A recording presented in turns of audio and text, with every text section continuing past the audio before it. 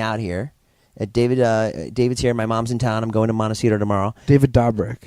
What did I say? Dobrik. And we have a guest on the podcast right now that David's going to talk to. She's certainly one of the most beautiful women in the world. And she's got a YouTube channel and a Twitch channel of her own. Corinna Kampf. I was going to say your mom doesn't have a YouTube channel. Here she is, Corinna Kampf. Corinna's one of my closest friends, my oldest friends from my hometown. That's a lie. Well, you know, I've known you for the longest. Yeah, but I wouldn't say I'm the closest. I'd like to be. Corinna, we just wrestled on my bed. I feel like I'm like second string, maybe We just third. wrestled on my bed. Yeah, that was weird. That was weird. We just had like a weird sibling pillow fight. Then you like choked me out. It was kind of weird. and then Corinna goes, "Stop it! I get anxiety when I'm choked." And it got really serious. And we were just like fucking goofing around. Anyway, let's focus. Okay, you moved here from LA. Yeah. And you were a high profile nanny. This was your job. I wasn't. It was not high profile. I thought you were going to say a high profile prostitute. You were a high profile nanny. Not high profile. Oh, you were a regular nanny, but you were trying to get a job as a high profile nanny. Yeah, I mean, I worked for like a family in Malibu, and like they had a bunch of like famous friends. Yeah, that's crazy. Like, Natalie was a nanny, and she worked for a very well off family, like yeah. really well. Like they would take private jets to every vacation. Oh shit! They would go to. Yeah, it wasn't that crazy. How much you get paid? I think she's still a nanny, bro. Taking care of your ass. What are you, fucking 17? How do you say that? Yeah. Anyway, Natalie's got the same job right now. No. So how much did you get paid when you were a nanny? Not good. Not good. No. But how much does a high profile nanny get? Oh, a lot. I wasn't a high profile nanny. I know, but that was your goal, so I want to know. Like, I want to know what you were looking. I mean, at. a lot. Like some of them get paid like $100,000 a year. Wow. Okay. Sorry, I know you make that in like one day, but no, I never said that, Corinna. Like the family that I worked for, like I said, wasn't famous, but like they went to school with like Jamie Foxx's kids. I moved out to LA before you did, and then you moved out, and I was like, oh my god, I have a friend out here. Let's hang out. I remember I met you. Let's talk about this. Oh yeah. I met you, and at a Jack and Jack concert. I met you at a Jack and Jack concert, and the first night we ever hung out, you slept over at my place. Yeah. That's crazy. But wasn't like that. It wasn't like that at all. I played with your guinea pigs and not an actual guinea pigs when I say guinea pigs. My parents weren't home, so she slept over in my house. I've never had a girl sleep over. I don't know how old I was. Oh, did you like me? I was probably 17. I don't know. I was crazy and stupid. And you slept in a completely different room. Yeah. And I slept in your sister's room with your guinea pigs. Yeah, I slept in my room. Uh-huh. That was so strange. Yeah. Why did I sleep over? Why did I just go home? I don't know. Okay, explain to me. What was your motive behind that? Were you trying to hook up with me? Because honestly, I don't think I was. For once in my life. Sorry. Hate to break it to you. You just needed a place to stay? Because that is kind of hard to believe. No, I think we were just like having a good time. And I'm sure I was trying to hook up with you. There's no way I'd be like, yes, sleep over at my place if I wasn't. I think maybe I was just like, oh yeah, I'll sleep over. And then when you're like, okay, yeah, you can sleep in my sister's room, I was like, oh, okay, I guess if that's what you want. And then I didn't want to make it weird. I was very, because I was, you blew it. No, I didn't blow it at all. No, that was probably the right move to do. It was very respectful. I didn't want to be I think I was probably just confused at that point. I was like, oh, okay, sounds good. So you would have hooked up with her? I don't know. And what did you guys do when you woke up? Did you have cereal?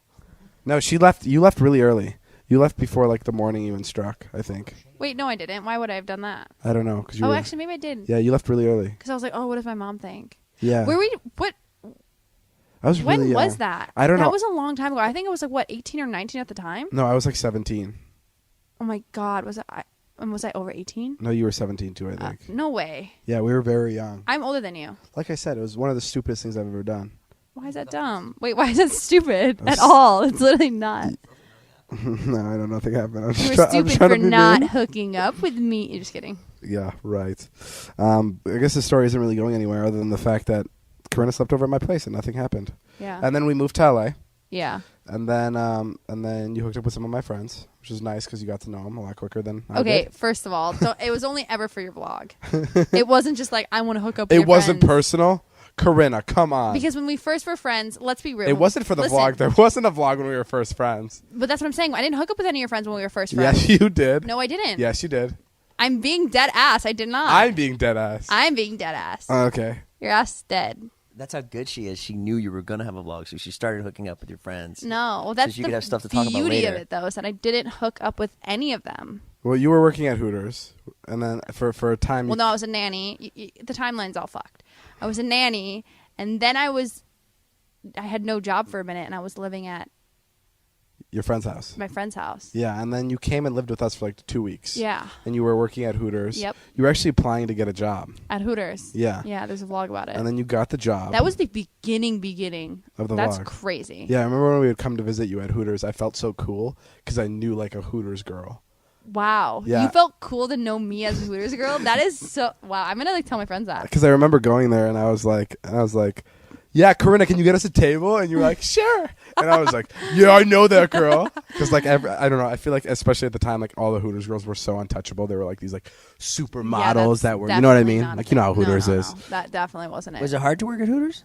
No, everyone's always asked that. Like, were people perverts or like, no, I never really had a bad experience. Wow. Sometimes you get like occasional like drunk married man and they'd come in there and like give you $100 bill. And I'd cry. Oh, what a pervert. No, but like they'd be like, hey, I got money, like $100 bill. I don't know. It wasn't that weird. But. Did people? How many times did people ask for your number when you were working at Hooters? I actually met a guy at Hooters, and I visited him. I went to see him in Australia. Dead ass. Really? Yeah, I met these two guys that were my age. How did he win you over? Like, how did he ask for your number? It wasn't weird like that. Can I have honey barbecue and then a side of your phone number? What did he say? No, nothing. He was just like, we just got in a conversation. He was really cool. It was him and his Do brother. you want to come back and try some of my ranch dressing? No, he What? probably didn't say that. The First one fuck? was good. I got so many more. I just want to share. But isn't that crazy? It is crazy. Like I literally was like 6 months later I was like, I'm gonna take you up on your offer to come visit, and I like went and stayed with him and his family in Australia wow. for like 2 weeks. And now, Corinna, you drive a Porsche. Yeah. You're an independent woman, and you live life to the fullest. At one point I had no money in my bank account. Right before the vlog started, I had no money in my bank account. I was living in my friend's guest bedroom. Wow, it's crazy. It's humbling. Truly. I'm glad you got out. Yeah, thank you for my career. Thank you for I owe everything I have to you. I'm surprised we don't pay taxes to you. That's Corinna Kopp. Thank you for those kind words and feeding my ego. Good job, Corinna. I'll never forget that. Way to go. Have you ever been on a date with a girl where you guys are talking to each other? Yeah. But you really know that all she wants from you is to get inside your pants? Yeah, I was out with your mom the other night. That's real funny. You know, I'm going to hold back from mom comments because she's sitting at the end of the bed right now where we're recording the podcast. By the way, looking beautiful in the lingerie I just bought her. But I like it a lot. Mouth shut. I mean, definitely in that lingerie, Mom, for sure. It's beautiful. You do have great taste in lingerie. She does, and the way she slipped it on so quickly and effortlessly, I hope it just comes off as easy as it went on. How are you feeling after the marriage? Are you hanging in there? I am hanging in there. It is weird to talk about your 70-year-old mother like that. I take all that back. She just, yeah. You take her back? She's not sexy? No. Very sexy. I'm not going to slip the lingerie off. It's going to stay on. Okay, well, thanks for being respectful towards my mom. That's really great. I'm reading Jason's notes right now for the podcast. It says 4-hour jazz show. and it's like I'm not even that old. Those are his 2 notes. That's crazy. I just want to get you guys ready for what kind of a podcast it's going to be today. Yeah. It's going to be a miserable one if those are his notes. David, I went to a 4-hour jazz show. Fuck. Okay, go. What happened? I went to a 4-hour jazz show. That the is other crazy. day. Yeah, and it you're was a being long one. serious? Yeah, you know, Wyatt, he had this show, and he's like, you know, he plays guitar in a jazz show, and he's like, oh, if you want to come, you can. And you don't have to, but I'm not like the whole show, but I do have 2 solos. So I was like, okay. And I was like, how long is it? He's like, it might be 2 hours or it might be 4 hours. And I was like, no fucking way is it 4 hours. There's just no way. Sure. And, you know, he's just being nice. So I go on Saturday night. I get there. He opens up with On Broadway by George Benson. So he played first. Yeah, and he was great. He did the great. solo, and I was like, this is awesome. You should have left right there. Yeah, I should have. Yeah. But then, not only was it jazz music, it was half jazz music and half interpretive dance. So it was like... And he played the music and you interpretive danced. I wish I'd done the interpretive dance because I wanted to shoot myself in the head because it really took a long time. But how young were the kids? It was they ranged from 9 to 17. Wow. It was like a summer camp. And it was 9-year-old good. interpretive dancing? Yeah. I couldn't walk when I was 9. I That must have been know. miserable. I know. And then the weirdest thing happened. The show was really long, and I was like, I can't believe I'm here still. This is so long. And there was a woman next to me, and there were 2 programs. And so I just grabbed one of the programs to see like how many songs are left because it was 4 hours long. And I grabbed it, and as I was grabbing it, she looks at me, and I go, oh, I'm just going to borrow this, like that. And she goes, well, I wish you would have let me know, because I'd like to look at it too. And I go, well, there's 2 programs there. You know, you can grab the other. And she goes, yes, but they're both mine. Wow. Like that. I got so upset. And, you know, I don't get upset anymore. So I literally got up and I just walked away. And I walked to the back. I was so mad. Wow. Would that make you mad? Why don't you speak up? Why don't you use your words? What was I going to say? Stop treating me like this. You should have Is said. that what you said to Natalie? Yeah, I said, please don't speak to me like this right now. She really didn't speak to me poorly. You know what I say when people make fun of me? Jeff, Todd, stop it. Yeah. I say, Natalie, if you're going to use those words to try to hurt me, then just know that there's someone inside here that's listening to all those and going to remember everything you just said for a really long time.